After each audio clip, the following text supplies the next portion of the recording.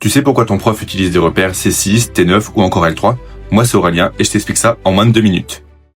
Un repère vertébral correspond à la localisation d'un point anatomique projeté au niveau d'une vertèbre spécifique. Ainsi, les repères commençant par C projettent l'organe au niveau d'une vertèbre cervicale.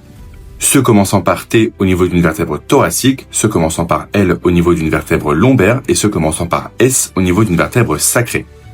Je vous illustre cela sur le thorax. Et d'après vous, quel plan ai-je utilisé pour construire ce schéma ?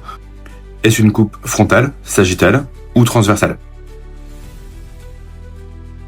Ici, c'est une coupe sagittale et l'organe qui va nous intéresser, c'est le sternum, cet os en avant qui ferme le thorax.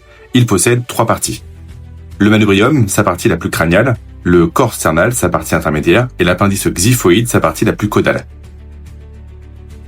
Si on projette le manubrium sur la colonne vertébrale, je constate qu'il est localisé entre les vertèbres T2 et T4. On dit qu'il se projette en T2, T4. Je fais de même pour le corps du sternum, il se projette entre T4 et T10, il est dans la continuité du manubrium. Et enfin, l'appendice xiphoïde se projette en T10.